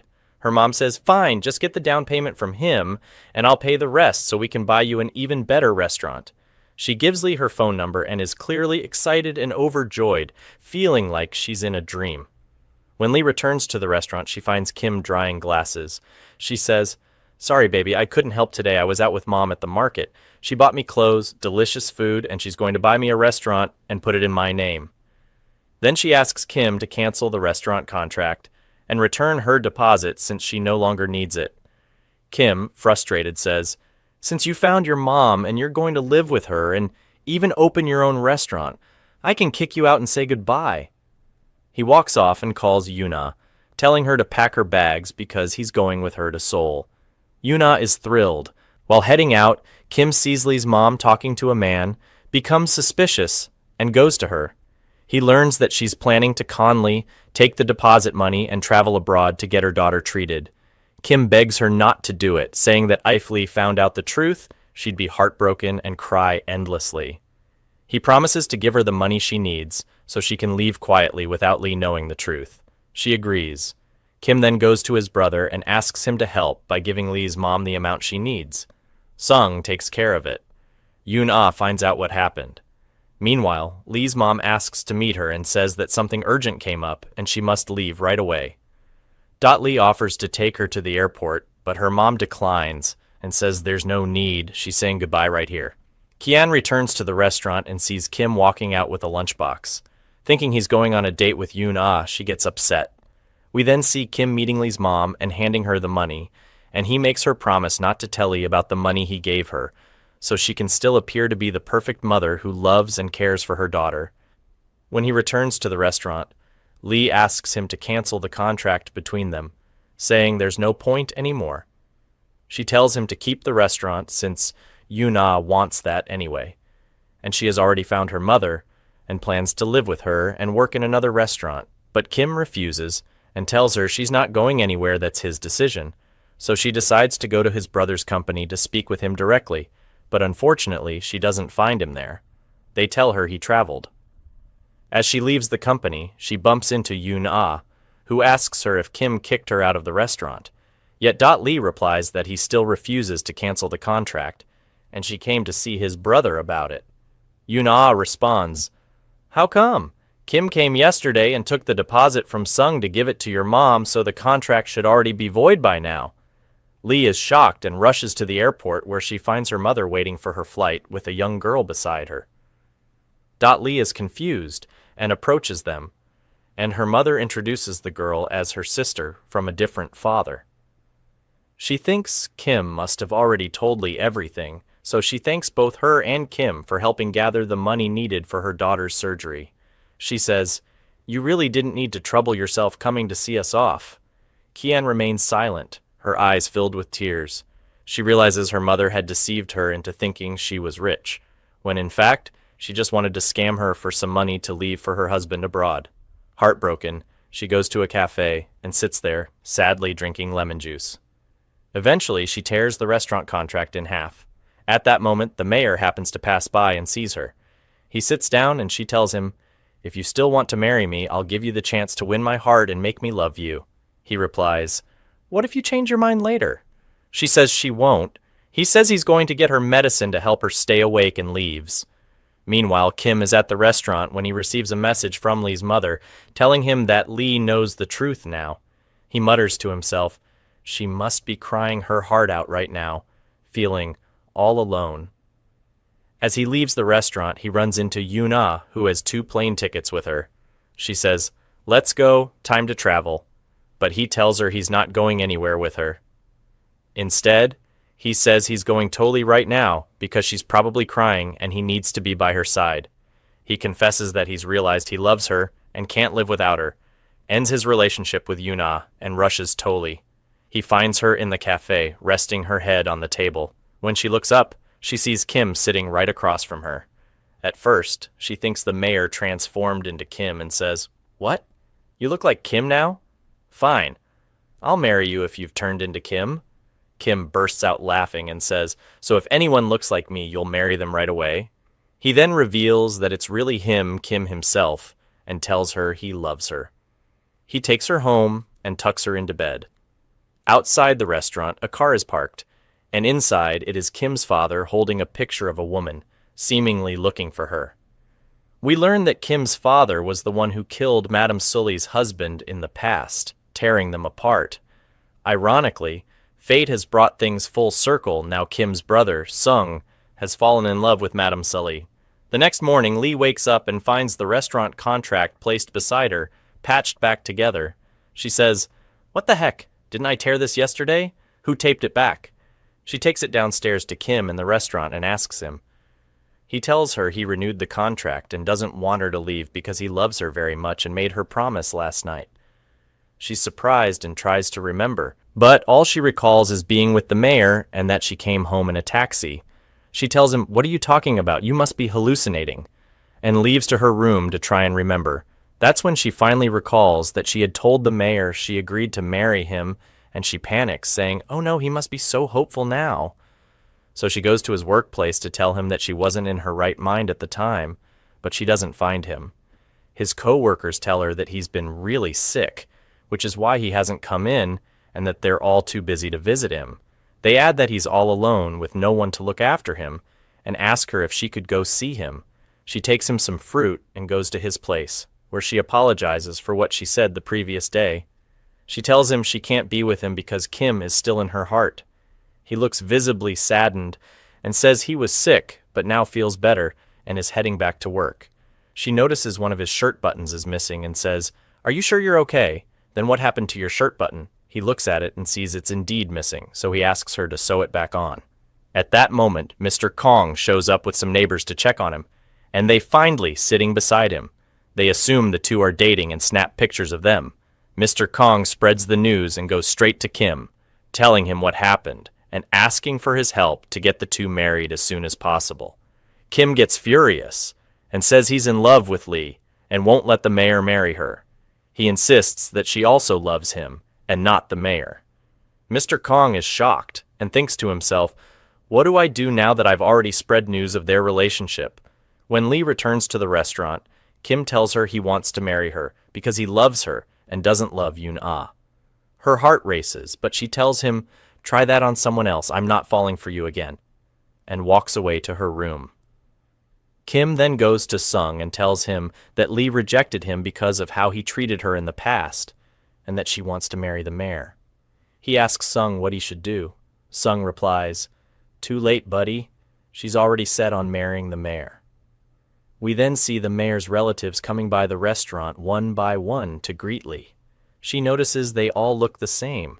When she sees the mayor, she asks him, "Why do you all look alike?"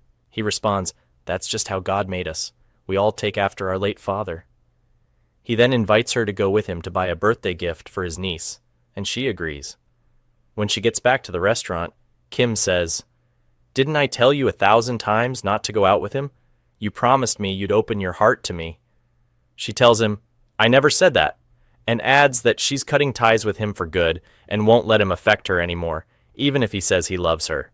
Kim says he'll give her some time to remember her promise, and adds that she'll only marry him because he knows she still loves him, and he loves her too. Meanwhile, Kim's father is walking through the street when he bumps into Mr. Kong, who recognizes him. Mr. Kong asks where he's been all this time. Kim's father confesses that he was in prison and has come back now to atone for his sins and make things right with Madame Sully, since he killed her husband, and feels deeply guilty about it. He asks Mr. Kong to help him deliver compensation on his behalf because he doesn't want her to see him. Mr. Kong then asks, "Where is your son now, the one your wife was pregnant with?" Kim's father falls silent because he doesn't know where his son is. The next morning, Mr. Kong visits Madame Sully and asks, "Weren't you thinking of selling your house?" She says yes because every time she's in it, she remembers her late husband.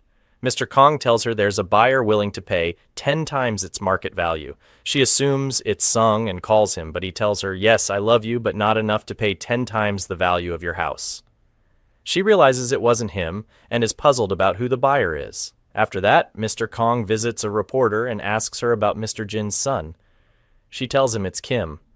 Meanwhile, Sung goes to Kim at the restaurant and tells him that he wants to introduce him to Madame Sully since she'll be his future sister-in-law. He agrees and they arrange to meet the next day at the cafe owned by him and his sister. After his brother leaves the restaurant, Mr. Kong comes to him and tells him that his father is out of prison, deeply remorseful for what he did in the past, and wants to meet him. Kim refuses and says he never wants to see his father's face again. He's extremely upset because his father killed the husband of the woman his brother loves, and he feels overwhelmed by the disaster. So he decides to step away and leave the city. Meanwhile, the mayor organizes a small celebration since Lee agreed to marry him. He invites the entire village and all his relatives. As everyone gathers, Lee starts feeling uneasy and tells the mayor she's heading to the restaurant to check on something. There, she runs into Kim. He tries to make her hate him again and tells her that he only came back to mess with her once more. But Lee notices how sad and different he looks. She says, "What's wrong? I'm here. I'll listen." He tells her there's no need for her to know anything and gives her one last chance, saying, "Come with me out of this town." She refuses, so he says, "Suit yourself," and storms off angrily. At the same time, the mayor is waiting for her to come back. Sung arrives and asks about her. The mayor says she went to the restaurant, likely to meet Kim. Sung reassures him, "Don't worry, she'll be back." Just then, a female relative of the mayor calls and says she's coming to meet Lee. Sung assumes she'll be annoying and overbearing like the mayor, but when she arrives, he's stunned by her stunning beauty. When she asks to see Lee and finds she's not there, she says her visit was a waste of time and prepares to leave. Sung stops her, invites her along with the mayor and his family to Kim's restaurant, and treats them very well, all because of Lady Jandy. Kian is deeply sad and heads upstairs to her room. Sung asks her about Kim, and she says he left a little while ago. He asks her to stay with them and host them properly for his sake. She agrees. They all start playing games and singing. Kim, thinking Lee is crying over him, returns to the restaurant only to be shocked. She's laughing, singing, and entertaining the mayor's relatives. He becomes extremely jealous seeing how close they're getting to the mayor and humiliates her in front of everyone before storming out. Kian follows him out and yells at him. They argue fiercely. Kim tells her he's leaving Jeju Island forever and won't be coming back. He leaves.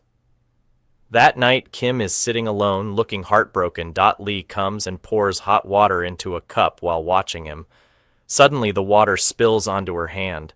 Kim quickly stands up, helps her run cold water on it, and then brings her ice. She asks him, "When are you leaving?" He replies, "Very soon. If you want to stay together, come with me. If not, I'll disappear from your life forever." She's about to leave the restaurant to work at the mayor's friend's restaurant. Kim then enlists Mr. Kong's help, asking him to cooperate in a plan to stop Lee from leaving the restaurant. Mr. Kong agrees and tells Lee and Sung that Kim is leaving town for good, selling the restaurant, and it'll be turned into a hotel. They're both heartbroken. Sung pleads with her, "Please don't leave the restaurant." Lee and Sung go to talk to Kim. When they meet, Lee tells him to take her house as down payment for rent and keep the restaurant open. She promises that she and Sung will give it their all and make it thrive. He tells her to give him time to think, and then he agrees. Lee goes to meet the mayor and tells him she can't leave the restaurant because she doesn't want it to shut down. The mayor replies, "It's up to you. Kim is leaving and not coming back anyway. I just wanted you to work somewhere else to keep you away from him." Meanwhile, Sung decides to take Lady Sully and leave the village, but she refuses to abandon her hometown, so he gives in and decides to stay and marry her. They set a wedding date and he goes to inform Kim, but Kim shocks him by saying he can't attend because he has to leave. He even books 2 plane tickets just in case Lee changes her mind and decides to come with him. Days pass. Kim's father comes to his son's restaurant to see him and say goodbye before he leaves. He tells Mr. Kong he'll disappear again, since his son clearly doesn't want him in his life and hates him so much. After he leaves, Mr. Kong tells Kim that the man he saw outside the restaurant earlier was his father who came to see him one last time. Kim gets angry and tells him not to mention his father again. He says he's booking a ticket and leaving for good. He walks off and heads to his room in the restaurant. Kian goes to him and finds him very sad. She asks what's bothering him. He holds her hand and says it looks like he's getting attached to her and can't leave her anymore. He says there's a secret he wants to tell her, but only after he visits his brother and comes back. He asks her not to go anywhere. When he meets his brother, he finds Lady Sully there, so he doesn't bring up anything. His brother has already found out that their father was the one who killed Lady Sully's husband. He tells Kim, "If you want to leave, go ahead. I won't stop you, as long as you're okay." Kim replies, "Once I leave, everything will be fine without me," and then walks away. At the same time, Yuna goes to Lee and tells her she's traveling with Kim wherever he goes, and that Lee should just stay here and guard the restaurant. Lee replies that Kim told her she would be the one traveling with him. Yuna responds, "You don't even know why he's traveling, so why would he tell you to come along? I know the reason, it's about his father. I hope you got my message, sweetheart." Then she walks off. As she gets in the car, the mayor sees her and rushes to the restaurant to check on Lee. He finds her sitting on the ground, sad. He tells her he'll always be by her side, sits beside her, and lets her rest her head on his shoulder. At that moment, Kim arrives and sees them like that. He's shocked and thinks to himself, "I knew I'd end up leaving alone anyway." He quietly walks out without anyone noticing. After the mayor leaves, Lee keeps waiting for Kim to come, but he doesn't. She calls him and finds him sitting outside the restaurant. She asks, "Why are you sitting here?" He replies, "I thought I'd give you and your mayor some privacy."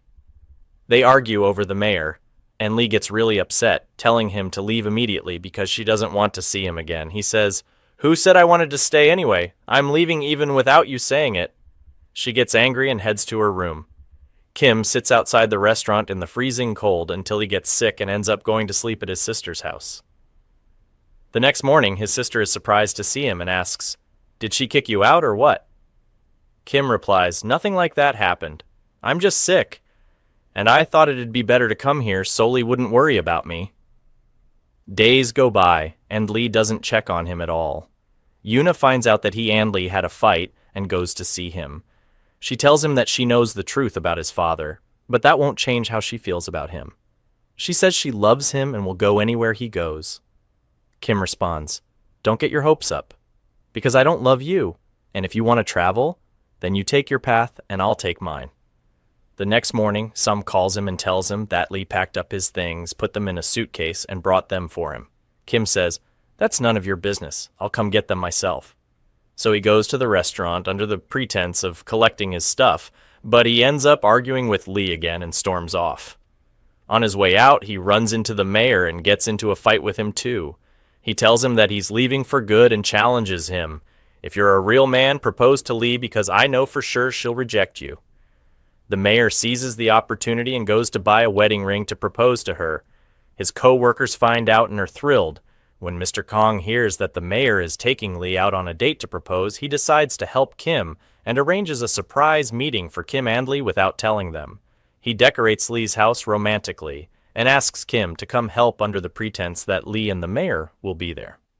Once everything is ready, Mr. Kong goes to Lee and tells her someone wants to buy her house. She gets excited, and he takes her there, only for her to be surprised to see Kim waiting instead. She asks Mr. Kong where the buyer is, but he just locks the door behind them and leaves, effectively preventing her from meeting the mayor. Meanwhile, the mayor is waiting at the agreed location with a bouquet of red roses, wondering why she's late. Kian and Kim sit together, and he tells her that his brother's wedding is tomorrow, and it will be held at the restaurant. He says that will be the last day he cooks there, because after that, he'll be leaving and not coming back. He asks her to help him with the food, and she agrees.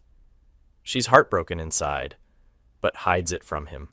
They cook together in a romantic atmosphere and share a meal, but end up arguing again. Lee storms off. The next morning, they prepare the food for the wedding. After that, Kim starts packing his bags and tells her that the catering team will take care of serving the food to the guests. He tells her to take care of herself, says goodbye, and leaves. She feels a sharp pain in her heart and begins to cry. When Sam comes to see her, he finds her miserable. He tells her, "Didn't I ask you to come with me? And now you're sad?" She tells him it's because Kim doesn't love her. On top of that, Yuna told her she's traveling with him, which means the two of them are leaving together. Sam tells her, "He did love you. He told the whole village how much he loved you deeply. As for Yuna, she didn't go with him. She's actually outside right now at the wedding." Kian says to herself, "That little liar Yuna. She made me think Kim left with her and made me doubt him." She remains upset and goes to the storage cabinet to see what Kim might have left behind. She finds 2 plane tickets, one for each of them, and her necklace tucked inside her ticket. She holds them and begins to cry. Sum walks outside and runs into the mayor. He tells him to go comfortably because she's crying. The mayor goes to her and tells her that he really loved her and that the only reason he stood between her and Kim was because he wanted to marry her, but now he's giving up. He urges her to go to the airport before it's too late and stop Kim from leaving. Lee rushes to the airport to look for him, but she doesn't find him. Devastated, she sends him messages telling him she loves him and wants him by her side, but he doesn't reply. He disappears from her life for an entire year, and after a year had passed, Kim returned from his travels and told his brother's manager not to let anyone know he was back, since he was planning to leave again in 2 days. Meanwhile, Sion had hired new staff at the restaurant, and it was bustling with customers. Kian arrived with the supplies they needed, and her neighbor told her to just ride back with her son and not do anything in the restaurant. Suddenly, the mayor showed up with a small child. Kian asked him if he wanted a photo, and when he said he forgot, she took out her phone and snapped a picture of the 3 of them together. Afterwards, Kian took the child to Song's hotel. Without realizing, the child's rattle fell out of her bag. When she went to take the elevator, she was shocked to see Kim standing right in front of her. Kim was also stunned to see her carrying the child. He told her the baby was as cute as her, and she smiled, saying she already knew that. She entered the elevator, and Kim, upon realizing she was heading to the 3rd floor, helped her by pressing the button. Then he noticed the rattle she dropped. He picked it up and ran up the stairs to return it to her, but he didn't catch her in time. So he waited outside the apartment for her to come out. Kian, meanwhile, was at her sister's place and handed her the baby. It turned out the child was her sister's son, and Kian had just been looking after him so her sister and husband could go enjoy their time in Jeju. Kian was still worried that Kim might leave again without talking to her, so she asked her sister's permission and left quickly to find him. As she was rushing out, she found him sitting and waiting for her. He handed her the rattle, his face clouded with sadness, as he had assumed the baby was her and the mayor's child. She tried to talk to him to stop him from leaving again. Then they went together to a cafe, and she opened up about how much she suffered during his absence. She said she had sent him messages for a whole year and waited for him to come back, but he never responded. He was shocked and told her he had changed his phone number and never saw any of her messages. She invited him to come to the restaurant, and he agreed. Later, he took the rattle and went up to the 3rd floor of the hotel to his sister's room, where he confirmed that the child wasn't Kian's. He was overjoyed. The next morning, he met with Mr. Kong at the cafe. Mr. Kong told him he was innocent of killing his brother's ex-wife's husband, and that it was actually his mother who committed the murder, but his father had made a great sacrifice by confessing and going to prison in her place. Kim said he wanted to meet his father in person to hear everything from him directly. Afterwards, Kim went to the restaurant, where Kian was surprised to see him. He commented on how many customers were there, and she told him that it was actually a slow day. He was delighted and handed her 2 gift bags. Pretending he didn't know the baby was her nephew, he said, "These are for your son. So who's the father, the mayor?" She laughed and told him the baby was her sister's. He said, "I figured, no way that adorable kid is the mayor's. The moment I saw him, I thought he looked like me. I figured he had to be our son." Kian replied, "Our son? What are you trying to do, get me in trouble?" They argued playfully, and as he was leaving, he ran into the mayor, who grabbed his hand, and he forcefully drags him to his house, continuing to provoke him, saying that 25 men want to propose to Kian and that he'll marry her off to one of them. Then he hands him a glass of lemon juice, telling him that with each glass he drinks, one suitor will be rejected. So Kim drinks 24 glasses and completely loses his senses. The mayor then takes him to the restaurant and tells Kian, "Say everything you want to tell Kim. Now he won't remember anything after this," and leaves. Kian sits him down, and Kim tells her that he loves her and missed her a lot during the time they were apart, and that he returned from abroad just to see her. She's overjoyed that he finally confessed his love to her so directly. She tells him that she loves him too, deeply, and then she takes him to the room she's renting in his brother's hotel and stays with him until just before he wakes up, then sneaks out. When he wakes up, he doesn't remember anything. He tries to figure out how he got to the hotel and sees a bandage on his hand. That's when it clicks, Kian must have been with him. He goes to the restaurant and sees she has the same bandage, confirming it was her. He asks Seon where she went because he wants to say goodbye before he leaves. Seon tells him she went out but will be back soon, so Kim waits. Meanwhile, Kian goes to his hotel room and knocks on the door. Yuna opens it and is shocked. Yuna smugly tells her not to worry, Kim isn't there. She says she's been waiting for him to return so they can talk about their wedding. She taunts Kian, asking if she didn't know that she followed Kim and came back with him and that they're getting married soon. Kian gets angry and says, "So you want me to doubt Kim again? Sorry, sweetheart, Kim loves me, and I love him. We're getting married soon too." She kicks Yuna out of the room and warns her not to come back again. At that moment, Mr. Kong calls Kian and tells her that Kim is at the airport and about to leave, and she must stop him. She rushes out with all her strength, but when she arrives at the airport, she can't find him again. Heartbroken, she returns to the restaurant and reopens her old messages to him from last year. She sends them again, thinking he'll never reply. But to her shock, he reads them. She quickly types, "Where are you? Come back. I can't live without you." And suddenly, she sees him standing right in front of her. He says, "I'm right here. I didn't leave. I stayed for you." She's overwhelmed with joy. Then he tells her he remembers everything he said while he was drunk, and now he's going to tell her everything again sober and with full awareness. Kian gets nervous about what he's about to say, and when he finally says, "I love you," she's over the moon. But then they start bickering again.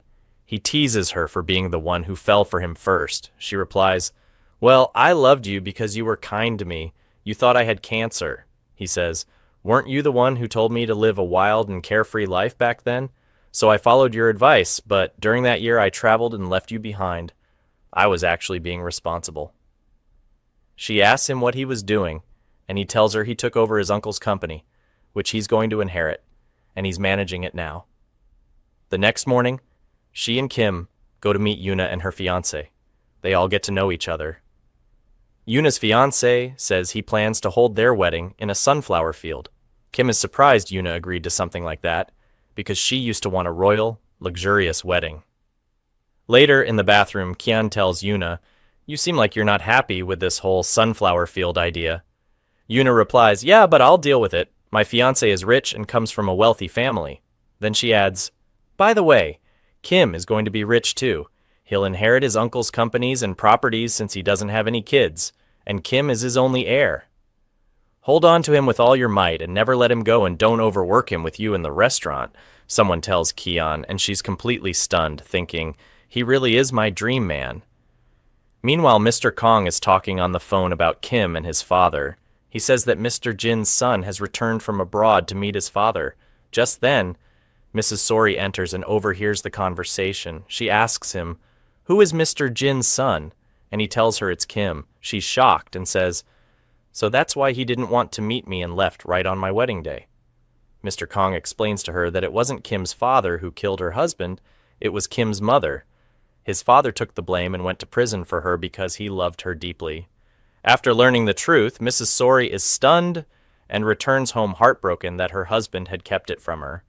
Then she decides to let go of the past and live in the present with the man who loves her, sharing happy moments together. When her husband returns from work, she tells him she now knows why Kim left, and he goes to talk to Kim, asking him to come over to the house. When Kim visits him, he's told that Mrs. Sori now knows the truth, and that there's no need for him to leave anymore. He and his wife are going to Japan together. After that, Kim waits outside his sister-in-law's house to see her, and when he spots her returning, he greets her and tells her he'll be staying with them for a few days. That night, Kian is waiting happily for his return, but when he takes too long, she calls him and asks, "Where are you? Why are you so late?" He responds teasingly, "Why? Were you waiting for me? Didn't you say we'd meet in the morning?" She gets embarrassed and says, "Oh, right, I forgot," then hangs up. The next morning, he returns to the restaurant, and Kian pretends to act cold and distant. When Seon sees him, he says, "Weren't you supposed to travel today? What are you doing here?" Kim tells him that he's decided not to travel after all. He can't leave Kian, and he reveals that they're now officially in a relationship. He asks Sion to spread the news everywhere, and Sion and Kian are both overjoyed. Later, Kian sees Kim peeling potatoes and says to herself in disbelief, "Can it be? My dream man is peeling potatoes himself?" She walks up to him and tells him, "From now on, you're not allowed to do anything in the restaurant." After that, she goes to meet with the contractor to start renovations on her house. She buys cement and everything needed and sits inside the house thinking about how to turn it into her dream cafe. Just then Kim shows up and she asks him, "How did you know I was here?" He tells her he found out from the contractor and that she can't do anything to this house without his opinion. After all, he's technically the owner now because she had given it to him. He tells her it's under mortgage and that he's not going to turn it into a cafe. He'll make it a warm, cozy home where they can live together after getting married. The next morning, Kim's father goes to his son's restaurant, and Kian sees him. She invites him in to eat and serves him Kim's signature dish. She tells him that Chef Kim learned this recipe from his mother, who had inherited it from Kim's father, and she keeps praising Kim's skills in cooking. Then she leaves him to enjoy the meal. When he finishes and is about to leave, he thanks her for the delicious food. She tells him, "We'd be honored to have you visit us again, sir," and he gets into his car and drives away. Kim arrives just in time to see him driving off, his eyes full of tears. When Kian sees him quickly wipe his tears, she realizes the man who ate at the restaurant was his father. Inside, Kim tells her that he wants to share many stories about his father, but not right now, it's a long story. She responds, "I'll be waiting any time, my love." The next morning, Yona and her fiancé come to the restaurant for a food tasting for their wedding reception. When Yona sees how cheap the meals are, she's shocked and says, "You're planning to serve this asterisk food on my wedding day?" Her fiancé explains that he asked Kim to prepare simple dishes. Yona says, "Well, if that's what you want, then fine." But he continues, saying he wants them to live in a small house in the mountains, raise animals and birds, and have her cook with those lovely hands of hers. Yona loses her temper and yells that she doesn't want to marry him anymore, especially after hearing this mountain life plan, on top of agreeing to a simple wedding with simple food. She storms off, and he runs after her, promising to give her everything she wants, including a grand wedding on a yacht like she dreamed. As time passes, Kim's sister falls in love with the mayor at first sight after her lover lays eyes on her. She tries to win his heart too. One day she visits his office and introduces their relationship to his co-workers, which embarrasses him. He takes her outside and says it wasn't appropriate to say something like that in front of his colleagues. She replies, "But it's true, isn't it?" He asks her to leave. Later, she trips, her heel breaks, and she gets hurt. He carries her on the bike and takes her to the restaurant. When they arrive and go inside, he's shocked to find both of their families there. She smiles and says, "What do you think of this surprise? Surprised, aren't you?" He's incredibly embarrassed and wants to leave, but she grabs his hand and brings him inside. They announce their engagement in front of everyone, who cheer and celebrate because the mayor finally found someone to marry. And that someone is Kim's sister? What a twist. There's nothing more perfect than this. Kim and Kian lovingly serve food to everyone, full of joy.